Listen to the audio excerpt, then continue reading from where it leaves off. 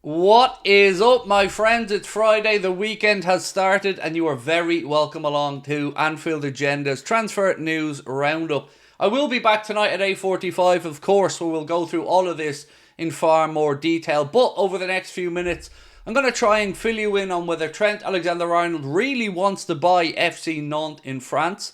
How big of an injury doubt is Alisson Becker for the game tomorrow against Bournemouth?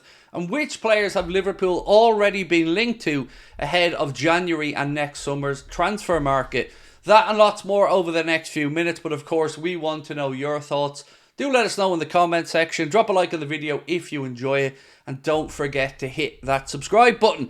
Now, as you've already guessed, seeing Surfshark in the bottom right hand corner of your screen, we do have to go to a quick ad insert, but then I'll be right back to fill you in on all the news that I mentioned at the start of the video. See you in 1 minute's time. This video is sponsored by Surfshark, the best VPN on the market. Surfshark is an app or browser extension that allows you to change your location to access websites in other countries and keep you safe and secure from hackers. Using Surfshark, we here in Ireland can access other countries' Netflix libraries or other streaming platforms like DAZN in Spain for all those important Premier League games. Surfshark keeps you safe and private by protecting everything you do online. Everything. When your device connects to the internet, all that information is, in a way, blurred out. Surfshark is particularly useful for keeping you safe from being hacked if you use public Wi-Fi. Let's say you're in a cafe, you're at college, you're out and about, they've got you covered. Surfshark allows you to use one subscription on unlimited devices, meaning you can share your account with friends or family or that neighbour who's a little bit cheap. On top of all of this, Surfshark offers a 30-day money-back guarantee. You can also upgrade to Surfshark One, which includes the VPN, an alert system for breaches related to your data, such as emails and credit cards, and an antivirus software for your desktop. Our sign-up offer gives you Surfshark VPN for a little over €2 a month. Simply scan the QR code on screen right now or use the link in the description and enter the code Anfield Agenda at checkout. Right, my friends, it seems I'm a bit of a liar. I owe you 22 seconds, so I do apologise for that, and I'll try and make up those 22 seconds over the course of this 1 minute 22 seconds, Craig, not 1 minute. Right, let's get straight into it. Alisson Becker. Arne Slot did confirm that he had a muscle concern ahead of the AC Milan game in the Champions League, and that it hasn't cleared up, meaning he is a doubt for tomorrow. Now look, if he isn't available to play, thankfully we still have Caoimhín Kelleher there. But it does raise the question, are Liverpool concerned about Alisson Becker picking up a few injuries as he gets a little bit older, and maybe did that play a part in Liverpool's signing of Georgi Mamardashvili, who of course is on loan at Valencia for the remainder of this campaign. Looking back over his numbers, yes, last year he missed I think 18 games, but other than that, he hasn't been very injury prone over his time at Liverpool. I think it's just recent memory for us Liverpool fans of last season. Now we all know that Caoimhín Kelleher will come in and do an adequate job because he's a top-notch goalkeeper. So hopefully Alisson can make it tomorrow, but if he doesn't train today and the manager feels like he isn't ready for it, well then we know that Caoimhín will come in and do a fine job. So that is an update on Alisson. Now to that crazy story that started to do the rounds earlier on today, saying Trent Alexander-Arnold was going to make a €140 million takeover bid to buy FC Nantes in France. James Pearce has since come out to rubbish this story, and it was a bit of a weird one. I mean, it's not like he's getting to the end of his playing days, Trent, and maybe wanted to move into club ownership. Right now, he should be focused on his career and playing the game. And I did raise the question to Connor when I first heard this story. What would happen if FC Nantes made it into the Champions League and Trent played against them for Liverpool? Would that be allowed? We know about the ownership structure, but what about if it's a player who owns a club? Can he play against his own club in the Champions League? Again, hopefully we'll have the answer to this by 8:45 tonight, but if you already know the answer, feel free to let us know in the comment section.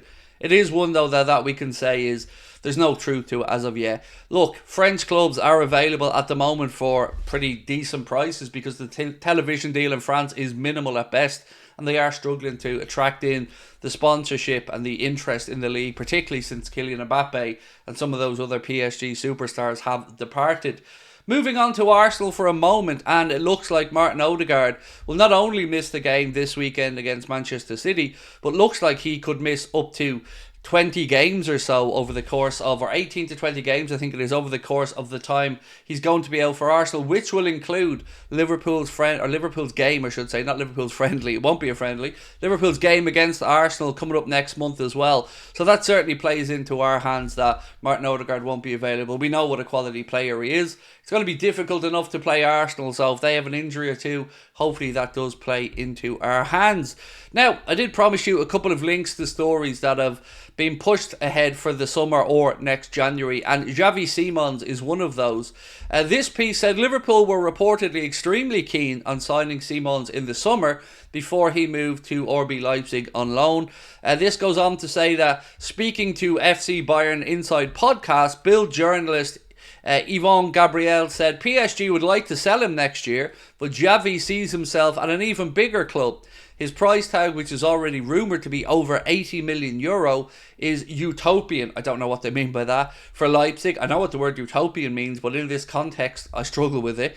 With sums like that, however, the Premier League naturally comes into play. Xavi's dream destination, as they say. That's why he took on a new advisor a year ago, an Englishman named Darren Dine, who, it's fair to say, the Premier League has long had Xavi Simons on its radar. So I want to know from you guys, do you think Xavi Simons would be a good fit for Liverpool?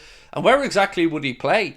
Surely this would be an if Mohamed Salah doesn't renew situation, because I think we're fairly stacked in the wide attacking forward positions as it is. So I can't see too much to this one unless he does move on. And of course, we don't want Mohamed Salah to move on. We want him to renew. One more story that's coming out of, I think, the same source, which is Christian Falk, said Liverpool are interested in signing Florian Wirtz of Bayer Leverkusen. Now, we all knew that Florian Wirtz was going to stay for at least one more season at Leverkusen. Lots of talk that he would then move on to Real Madrid or maybe even Bayern Munich. So let's see what happens with this one. I don't need to ask you. Every single one of us would like Florian Wirtz to come and play for Liverpool Football Club. Of course we would. But once bitten, twice shy with regard to these type of links to high profile players. I'm sure we'll be linked with them, but we're all fed up of being linked with players, right? If Liverpool are interested in players, we want to know that the players Liverpool are going to actually go out and get. And Florian Wirtz, I don't imagine will be at the forefront of the queue, because I think a lot of money is going to go down on this kid. A lot of clubs are going to be after, and Liverpool don't like getting into bidding wars. So I hope it comes to fruition, but I'm not going to hold my breath on it, particularly after the summer window that we just had. One more other little bit coming from that podcast, and again, Christian Falk claimed Liverpool did hold talks with Brian Gruda, who of course went and signed for Brighton. Liverpool were interested in him but never followed up that interest over the summer, and he did end up becoming a Brighton player. So my friends, that is pretty much it from the Anfield Agenda news roundup so far today. We will go through all of these stories in a lot more detail tonight at 8:45, so we hope you can join us for that. If you can't, just a reminder that we will be live tomorrow from 2 p.m. for the watch-along of the Bournemouth game. It isn't on TV in the UK, so where else would you want to be other than here with us, where we'll take you through the game, match reaction, player ratings, and everything else you would expect on a match day. Until then, my friends, I hope to see you tonight. If I don't, have yourselves a wonderful weekend, and we'll talk soon. Much love. Bye-bye.